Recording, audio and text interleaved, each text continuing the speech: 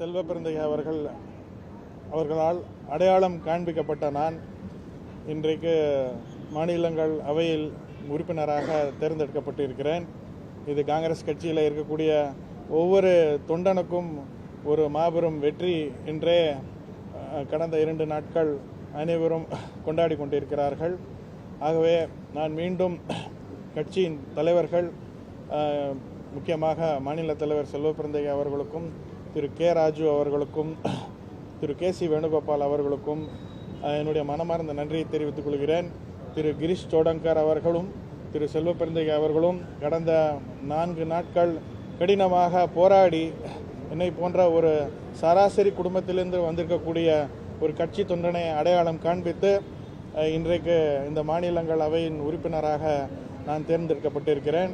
தமிழக மக்களுக்கும் இந்தியாவில் இருக்கக்கூடிய ஒடுக்கப்பட்ட நசுக்கப்பட்ட சமுதாயத்தினர் அனைவருக்கும் நான் ஒரு சிறந்த குரலை எழுப்பக்கூடிய ஒரு உறுப்பினராக விளங்குவேன் என்று உறுதிமொழி கூறிக்கொண்டு வாய்ப்பளித்த அனைவருக்கும் என்னுடைய மனமார்ந்த நன்றியை தெரிவித்துக் கொள்கிறேன். தேங்க்யூ.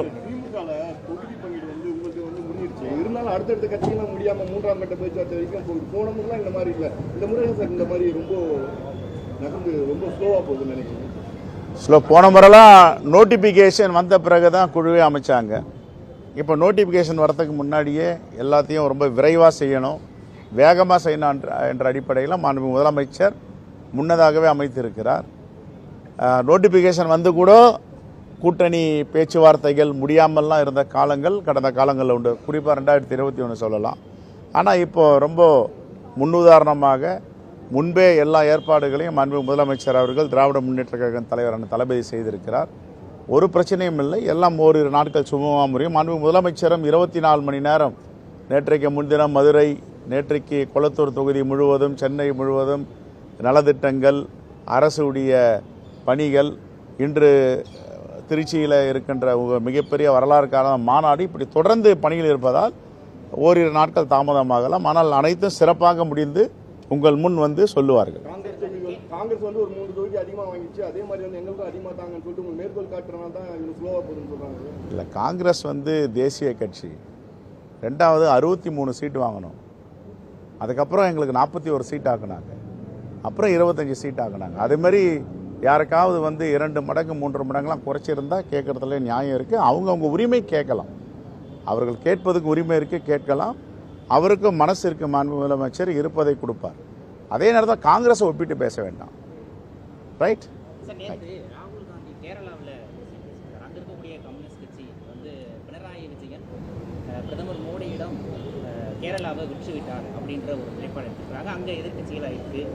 அதே நிலைப்பாடு தான் இங்கே எப்படி இருக்கு சார்? ஏன்னா மாநில வேறுபட்டாலும் கூட இல்லை கடந்த 2021 தேர்தலிலும் அங்கே அவங்க காங்கிரஸ் கூட்டணியில் இருந்தாங்க, நாங்கள் காங்கிரஸ் கூட்டணியில் இங்கே இருந்தோம். அவங்க காங்கிரஸ் கூட்டணிக்கு எதிராக ஒரு மாநிலத்திற்கு ஒரு அஜெண்டா.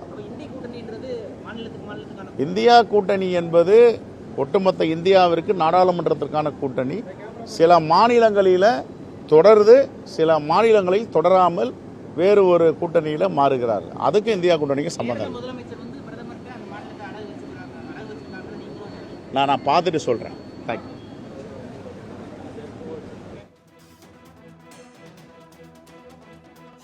காங்கிரஸ் சார்பாக மாநிலங்களவை உறுப்பினராக தேர்வான கிறிஸ்டோபர் திலக் மற்றும் தமிழக காங்கிரஸ் கமிட்டியின் தலைவர் செல்வப்பிரந்தகை ஆகியோர் கூட்டாக செய்தியாளர்களை சந்தித்தனர். அப்பொழுது பேசிய கிறிஸ்டோபர் திலக், ஒடுக்கப்பட்ட நசுக்கப்பட்ட அனைத்து தரப்பு மக்களுக்காகவும் பாடுபடுவேன் என்றும், எளிய பின்னணியில் இருந்து வந்த தன்னை கட்சியின் சார்பாக மாநிலங்களவை உறுப்பினராக அடையாளம் காட்டிய அனைத்து தரப்பினருக்கும் நன்றி தெரிவித்த அந்த காட்சிகளை நாம் நேரடியாக பார்த்தோம்.